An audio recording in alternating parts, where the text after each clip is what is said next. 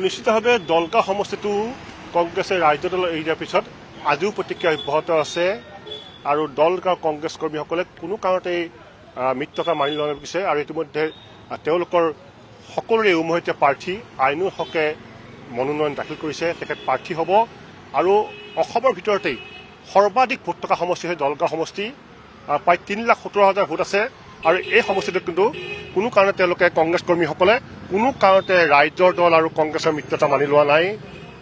তেওঁলোকে যাম পোনে পোনে কংগ্ৰেছ কৰ্মী আছে, মই আপোনাৰ ওচৰলৈ আহিছোঁ। এতিয়া মিত্ৰতা হৈছে আৰু আপোনালোকৰ উমৈহতীয়া প্ৰাৰ্থী আইনুল হকে মনোনয়ন দাখিল কৰিছে। যিটো ৰাজ্যৰ দল আৰু কংগ্ৰেছৰ মিত্ৰতা কি ক'ব? ৰাজ্য দল আৰু কংগ্ৰেছৰ মিত্ৰতাৰ লগত আমাৰ কোনো প্ৰশ্ন নাহে, কাৰণ আমি মিত্ৰতা কেতিয়াও নামানো। কাৰণ আমাৰ কথা হ'ল অসমৰ ভিতৰত দলগাঁও সমষ্টিটোৰ সৰ্ববৃহৎ সমষ্টি, য'ত 3,18,000 মান ভোট আছে। সেইটো সমষ্টিত কংগ্ৰেছৰ সাংগঠনিক ভেটি ইমানেই শক্তিশালী ভেটি, যিটো ভেটিত ৰাজ্য দলৰ কোনো ধৰণৰ ভেটি নথকা এখন সমষ্টি ৰাজ্য দলক এৰি দিয়াটো কংগ্ৰেছ কৰ্মী হিচাপে আমি কেতিয়াও সেইটো মানি নলওঁ। এইটো কাৰণে নলওঁ কাৰণ য'ত মিত্ৰতাৰ ধৰ্ম কি থাকে, য'ত নেকি যিটো প্ৰাৰ্থী জয়ী হ'ব পাৰে সেইটো প্ৰাৰ্থীকহে চিটটো এৰি দিব লাগে, য'ত জয়ী হ'ব নোৱাৰিব সেইটো মিত্ৰতা আমি কেনেকৈ মানি ল'ম। সেইটো কাৰণে আমি যিমান কংগ্ৰেছ কৰ্মী আছোঁ, যিমান আমাৰ পঞ্চায়ত প্ৰতিনিধিসকল আছে, জিলা পৰিষদৰ সদস্যসকল আছে, মণ্ডল প্ৰেচিডেণ্টসকল আছে, BLA আছে, বুথ কমিটি প্ৰেচিডেণ্ট আছে, আমি সকলোৱে মিলি আমি উমৈহতীয়াভাৱে এজন নিৰ্দলীয় প্ৰাৰ্থী প্ৰক্ষেপ কৰিছোঁ। তেখেত হ'ল আইনুল হক ডাঙৰীয়া। আপোনালোকে দেখা পাব ৰাজ্য দলক সহায় নকৰে। ৰাজ্য দলক সহায় কৰাৰ কোনো ধৰণৰ প্ৰশ্নই নাহে, কাৰণ আমি নিৰ্দলীয় প্ৰাৰ্থী যিহেতু প্ৰক্ষেপ কৰিছোঁ, তেওঁলোকৰ লগত আমাৰ যুদ্ধ হ'ব, তেওঁলোকক আমি সহায় কেনেকৈ কৰিম। আমাৰ যুদ্ধ একচুৱেলি ৰাজ্য দল বা কংগ্ৰেছৰ প্ৰাৰ্থী আমাৰ লগত যুদ্ধত আহিবই নোৱাৰে। আমাৰ মেইন যুদ্ধ হ'ব দলগাঁও সমষ্টিত AIDF আৰু নিৰ্দলীয়ৰ মাজত। ৰাজ্য দল হয়তো 3 নম্বৰ বা 4 নম্বৰত থাকিব, কাৰণ আজি আমি যি দেখা পাইছোঁ ৰাইজ যেনেকুৱা নিৰ্দলীয়ৰ ফালে স্বতঃস্ফূৰ্তভাৱে ওলাই আহিছে, তাতে দল মত নিবিষে সকলো সমগ্ৰ অসমতেই কংগ্ৰেছৰ সভাপতি গৌৰৱ গগৈ আৰু ৰাজ্য দলৰ সভাপতি অখিল গগৈ আহি ৰাইজক আহ্বান কৰিব ভোট কৰিবলৈ। চাওক, এইটো এতিয়া ক'ব গ'লে বহুত ডাঙৰ কথা, ল'ৰা ৰজাৰ নিচিনা হৈছে। তাৰমানে এনেকুৱা হৈছে একাণপতীয়াকৈ সিদ্ধান্তবোৰ লোৱা হৈছে। তেওঁ আমাৰ দীৰ্ঘ বিশ্বাস আছে গৌৰৱ গগৈ ডাঙৰীয়া দলগাঁও সমষ্টিত নাহে। কেনেকৈ আহিব? তেওঁ দলগাঁও সমষ্টিৰ লগত যি বিশ্বাসঘাতকতা কৰিছে, তেওঁ দলগাঁও সমষ্টিত নাহে। আমাৰ মনে বিশ্বাসেই নহয় যে তেওঁ দলগাঁও সমষ্টিত আহে, কেতিয়াও নাহে। আমি ন দি ক'ব পাৰোঁ আপোনাক, গৌৰৱ গগৈ ডাঙৰীয়া দলগাঁও সমষ্টিত নাহে। কাৰণ তেওঁ দলগাঁও সমষ্টিখন যিহেতু বিসৰ্জন দিছেই, কংগ্ৰেছ কৰ্মী নায়ে, দলগাঁও সমষ্টিত কংগ্ৰেছী নায়ে, তেওঁ দলগাঁও সমষ্টিত কেনেকৈ আহিব?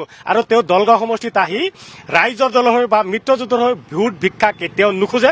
আমাৰ বিশ্বাস আছে, কাৰণ ৰাইজ যিহেতু নিৰ্দলীয় প্ৰাৰ্থী আইনুল হকৰ লগত আছে, সেইটো কাৰণে গৌৰৱ গগৈ ডাঙৰীয়া কেতিয়াও দলগাঁও সমষ্টিত নাহে আৰু মিত্ৰজোঁটৰ প্ৰাৰ্থীৰ হৈ তেওঁ কেতিয়াও ভোট নিবিচাৰে। মই আপোনাৰ ওচৰলৈ আহিছোঁ। ইতিমধ্যে ৰাজ্যৰ দল আৰু কংগ্ৰেছৰ মিত্ৰতা আহিছে দলগাঁৱত, কেনেধৰণে আগবাঢ়িব? ৰাজ্যৰ দলৰ ইয়াত কোনো ভেটি নাই, ইতিমধ্যে কৈয়ে গ'ল। আৰু ৰাজ্যৰ দল আমাৰ ইয়াত কোনো ফেক্টৰী নহয়। 3 লাখ ভোটৰ ভিতৰত 3,000 ভোট নাপায় যিটো ৰাজ্যৰ দলে, সেইটো ৰাজ্যৰ দলক কংগ্ৰেছৰ হাইকমাণ্ডে কেনেকৈ এৰি দিলে সেইটোত আমি হতবাক হৈছোঁ। আমি কংগ্ৰেছ কৰ্মীসকলে মৰ্মাহত হৈছোঁ। আমি তৃণমূল পৰ্যায়ৰ কৰ্মীসকলে দিন ৰাতি একাকাৰ কৰি কাঠি ধন খৰচ কৰি আমি দলৰ ভেটি মজবুত কৰিছিলোঁ, কিন্তু দলীয় হাইকমাণ্ডে আমাক লগত প্ৰতাৰণা কৰিলে। আৰু যিটো প্ৰতাৰণাৰ উত্তৰ অহা 9 তাৰিখে আমাৰ দলগাঁওবাসীয়ে কংগ্ৰেছ দলৰ হাইকমাণ্ডক দি দিব। আৰু নিৰ্দলীয় প্ৰাৰ্থী আইনুল হক ডাঙৰীয়াক বিপুল ভোটত জয়ী কৰাই আমাৰ দলীয় হাইকমাণ্ড কংগ্ৰেছ দলক উচিত প্ৰত্যুত্তৰ দি দিব যে দলগাঁও সমষ্টিৰ মানুহ বুৰ্বক নহয়, দলগাঁও সমষ্টিৰ মানুহ কংগ্ৰেছৰ বহতীয়া নহয়, তেওঁ সিহঁতৰ নিজৰ বিবেক ভোট দি কেনে দলগাঁও সমষ্টিক এজন উপযুক্ত নিৰ্দলীয় প্ৰাৰ্থী জনদৰদী নেতা আইনুল হক ডাঙৰীয়াক বিপুল ভোটত জয় কৰাব। সেইটো আপোনালোকে 9 তাৰিখত চাব পাৰিব। আপুনি কি দায়িত্বত আছে? কি নাম আপোনাৰ? মোৰ নাম আমিৰুল ইছলাম, মই তৃণমূল পৰ্যায়ৰ কৰ্মী। ইতিমধ্যে কংগ্ৰেছে দলগাঁও সমষ্টিৰ যি কাৰ্যালয় আছিলে লণ্ডভণ্ড জ্বলাই দিছিলে আৰু প্ৰায় হাজাৰো অধিক কংগ্ৰেছ কৰ্মীয়ে কংগ্ৰেছ দল ত্যাগ কৰিছিলে। আৰু যিসকলে কংগ্ৰেছ দলৰ এতিয়াও আছে তেওঁলোকেতো সকলোৱে মিলি নিৰ্দলীয়ভাৱে প্ৰাৰ্থী ঠিক কৰিছে আইনুল হক, যিগৰাকী জিলা পৰিষদৰ প্ৰাক্তন সদস্য আছিলে। মই আপোনাৰ ওচৰলৈ আহিছোঁ, কি ক'ব আচলতে যি মিত্ৰতা হ'ল?